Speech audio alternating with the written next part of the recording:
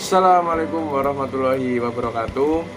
Perkenalkan, nama saya Muhammad Ramadan Haji dengan NIM B94219086. Di sini saya mendapatkan tugas untuk mengobservasi kelembagaan Islam di dekat rumah masing-masing. Nah, kebetulan untuk tugas observasi ini saya mengambil SD Islam Nurul Huda sebagai objek observasi tersebut. Berikut pemaparannya. Baik, yang pertama saya akan membahas tentang latar belakang lembaga SD Islam Nurul Huda. Sejarah awal berdirinya SD Islam Nurul Huda Surabaya ini didirikan pada tahun 1969. Awal mula berdirinya sekolah ini berasal dari gagasan dari Dr. Andes Haji Muhammad Laftrus Effendi. Pada saat itu beliau ingin mendirikan sekolah berbasis Islam di daerah Gayungan. Hal tersebut disambut positif dan disambut baik oleh Bapak Lurah Haji Ilyas pada waktu itu. Untuk pembelajaran pertama, Bapak Haji Ilyas memberikan tempat yaitu Balai Desa Kelurahan Gayungan untuk pembelajaran di SD Nurul Islam Nurul Huda tersebut. Kemudian pada tahun 1970 ada orang baik yaitu yang bernama Bapak Sunarto.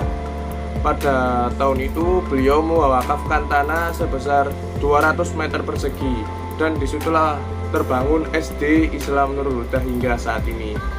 Dan kebetulan Bapak Haji Mahdrus Effendi menjadi kepala sekolah pertama hingga tahun 2012. Pada tahun 2012 terjadi pergantian kepala sekolah dikarenakan Bapak Haji Mahdrus Effendi melakukan ibadah haji dan digantikan oleh Haji Abdul Karim hingga 2018. Lalu digantikan oleh Pak Harsono selaku kepala sekolah hingga saat ini. Dulu sekolah Islam Nurul Huda, SD Islam Nurul Huda ini mengikuti atau bernaung di Departemen Agama dan Dinas Pendidikan, dan sempat berubah nama menjadi Madrasah Ibtidaiyah Nurul Huda. Kemudian berganti nama menjadi SD Islam Nurul Huda kembali, dan sekarang di bawah naungan Kelembagaan Ma'arif dan Dinas Pendidikan. Lalu ada struktur SD Islam Nurul Huda. Dalam struktur organisasi SD Islam Nurul Huda ini terdiri dari ketua yayasan, lalu di bawahnya ada kepala sekolah, lalu ada komite sekolah, pustakawan dan tata usaha dengan garis koordinasi putus-putus. Dan yang paling bawah yaitu terdapat guru pengajar dari kelas 1 sampai kelas 6 dan juga mempunyai guru olahraga dan guru pendidikan Islam. Baik, selanjutnya saya akan membahas tentang kegiatan pembelajaran di saat pandemi di SD Islam Nurul Huda Surabaya. Pembelajaran di SD Islam Nurul Huda Surabaya ini di waktu pandemi menggunakan sistem BDR, yaitu belajar dari rumah. Nah, untuk sistem pembelajaran ini tidak dilakukan setiap hari, hanya dilakukan seminggu 3 kali, yaitu melalui Meet atau Zoom. Untuk tugas, siswa akan diberikan melalui link Google Form untuk dikerjakan dan diberi waktu 24 jam untuk menjawab pertanyaan dari guru. Lalu untuk siswa kelas 6 di SD Islam Nurul Huda melakukan pembelajaran PTM yaitu sekitar 50% secara bergantian setiap harinya, khusus untuk kelas 6 SD di SD Islam Nurul Huda Surabaya.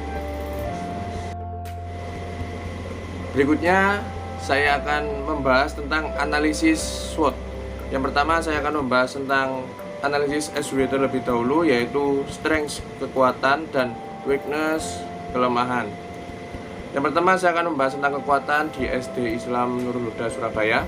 Kekuatan dari SD Islam Nurul Huda ini memiliki guru-guru yang berkualitas serta memiliki akhlak yang baik.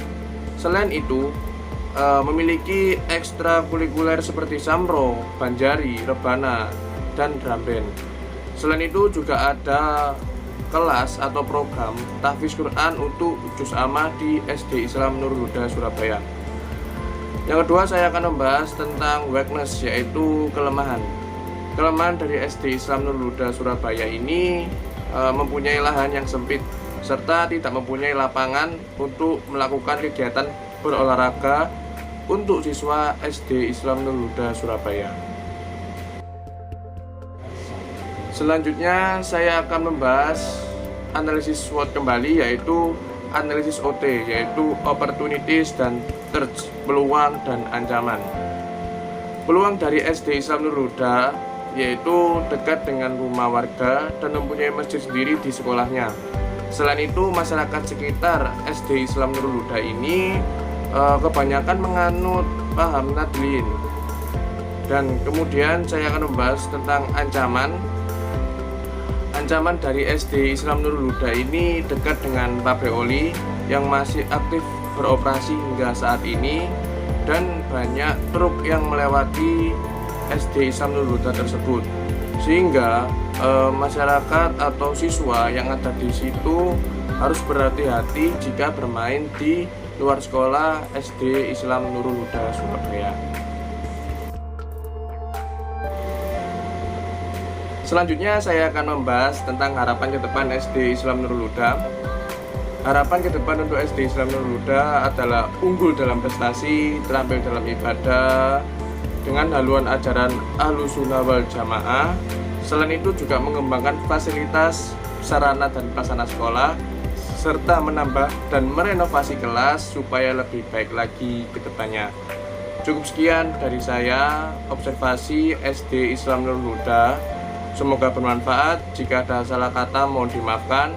Wassalamualaikum warahmatullahi wabarakatuh.